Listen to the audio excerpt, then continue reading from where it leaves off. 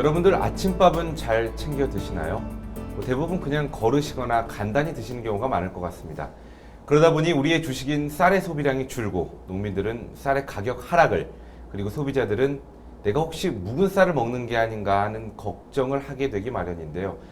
이런 가슴 아픈 시기를 버텨야 하는 농민들을 위해 농림축산식품부에서는 많은 정책들을 내놓고 있습니다. 자, 오늘 이 시간 농림축산식품부 식량정책과의 유미선 사무관 모시고 이와 관련된 이야기 나눠보도록 하겠습니다. 안녕하세요. 안녕하세요. 네. 오늘 이 시간이 많이 고민을 하고 걱정을 하시는 네. 많은 농민분들께 좀 도움이 되는 시간이 됐으면 좋겠습니다. 네, 그렇습니다. 네. 앞서 말씀드렸듯이 쌀 소비가 줄고 있는 와중에 수입쌀 개방, 관세화로 많은 농민분들의 걱정이 더욱 커지고 있습니다. 네. 이와 관련해서 어떻게 생각하시나요? 네, 우리나라는 지난 95년부터 예. 20년간 관세화를 미뤄왔기 때문에 그 대가로 41만 톤의 쌀을 매년 의무적으로 수입하고 있습니다. 하지만 올해 513%라는 높은 관세율로 관세화가 시행되면서 더 이상의 의무 수입 물량이 늘어나는 것은 막을 수 있게 되었는데요. 쌀 시장이 개방되긴 했지만 513%라는 관세율 때문에 수입쌀이 국내산 쌀보다 훨씬 높은 가격으로 책정되기 때문에 네. 가격 경쟁력 면에서 우리 쌀이 유리하다고 볼 수 있고요. 우리나라와 같이 쌀을 주식으로 하는 일본과 대만의 경우에도 지난 1999년, 2003년 쌀을 관세화한 사례가 있습니다. 그렇군요. 그렇다면 현재 수입되는 쌀 일부 중에서는 밥쌀용이 수입이 되고 있는 걸로 알고 있는데 이와 관련된 또 따로 특별한 규제는 없는 건가요? 네, 말씀하신 대로 예. 의무적으로 수입되는 41만 톤의 쌀 중에서 일부는 밥쌀용 쌀로 수입되고 있는데요. 예. 이것은 WTO 회원국들이 일반적으로 지켜야 하는 규범을 지키기 위한 불가피한 조치라고 할 수 있습니다. 다시 말씀드리면 국산 쌀과 다르게 수입 쌀에 대해서만 용도를 지정해서 가공용으로 수입을 하게 되면 WTO 규범 위반에 해당되게 되고 예. 그것이 통상 분쟁의 빌미를 제공할 수 있게 됩니다. 나아가 이것이 지금 진행 중인 관세화 검증 과정에서도 불리한 영향을 미칠 수 있을 것이라고 보고 있고요. 다만 수입쌀이 들어오더라도 국내 작황이나 수요 같은 국내 요소를 감안해서 국내 시장에 미치는 영향을 최소화하려고 노력하고 있습니다. 밥쌀용 수입쌀이 국산쌀로 둔갑되지 않도록 예. 하는 부정유통 단속도 강화하고 있습니다. 네, 그렇군요. 자, 보통 이제 수확기가 10월부터 1월 정도로 보통 이렇게 나뉘고 있죠. 네. 지금이 수확기가 아닐까 싶은데 이 수확기의 쌀 수급 안정을 위해서 여러 가지 대책을 추진하고 있다고 들었습니다. 네. 어떤 것들이 있는지 좀 말씀해 주시죠. 네, 우선 수확기 쌀값 안정이 정부로서도 가장 큰 최우선 목표이기 때문에 네. 다양한 정책들을 추진하고 있는데요. 우선 정부가 농가로부터 직접 59만 톤의 쌀을 매입하고 있습니다. 이것은 올해 생산된 433만 톤의 쌀 중 14%에 해당되는 물량이고요.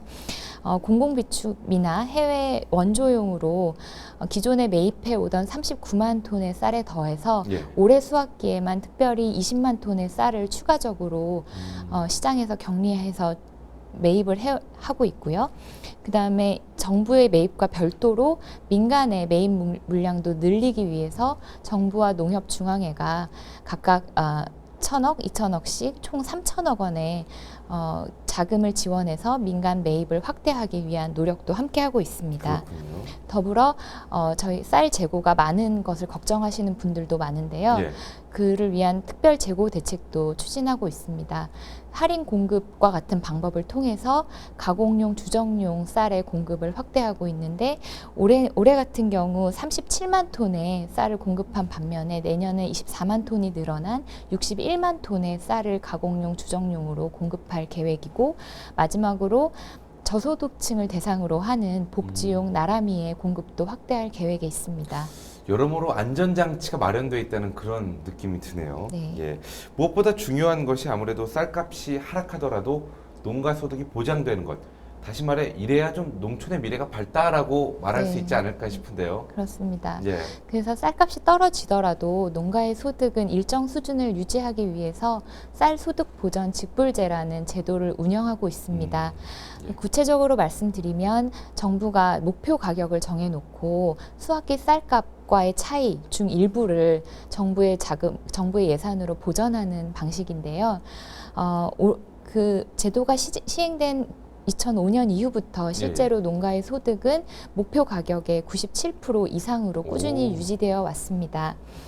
올해 쌀값 추세를 감안할 경우에 올해 같은 경우는 농가가 재배 면적 1헥타르당 200만 원, 그리고 벼 기준으로 40kg당 10,000원 안팎의 직불금을 받을 수 있을 것으로 예상하고 있습니다. 그렇군요. 어떻게 보면 가장 걱정이 되고 가장 원하는 네. 부분인 안정된 소득에 대해서도 여러 가지 정책이 있는 거네요. 네, 그렇습니다. 그런데 사실 뭐 여러 가지 변수가 참 많을 것 같습니다. 특히나 국제 쌀시장 가격 변동 같은 예측하지 못하는 변수들도 참 많을 네. 것 같은데 이와 관련해서는 어떤 뭐 정책이 있는 건가요? 말씀하신 대로 예. 국제시장 변동과 더불어서 자연재해와 같은 변수들도 있고 굉장히 많은 불안 요소에 농가가 노출되어 있기 때문에 예. 관련된 제도들을 계속 보완해 나가고 발전시켜 나갈 계획이 있습니다. 네. 그리고 중장기적으로 보면 공급이 과잉되는 기조에 있다고 저희가 생각하기 때문에 적정 생산을 유지하고 소비도 지속적으로 확대할 수 있는 방안들을 고민하고 있습니다. 그래서 소득 안정 직불제나 농지제도와 같은 제도 개선이 필요한 부분들이 있다면 예. 함께 검토해서 저희가 중장기 대책을 마련하는 데 포함하려고 하고 있습니다. 이런저런 정책에 대한 이야기를 쭉 듣다 보니까 시작할 때 느꼈던 걱정 많이 좀 해소가 되지 않았나 싶습니다. 아무쪼록 이런 정책들이 많은 농민분들의 시름을 좀 덜어드렸으면 좋겠습니다. 자, 오늘 좋은 말씀 해주신 유미선 사무관님 수고 많으셨습니다. 감사합니다.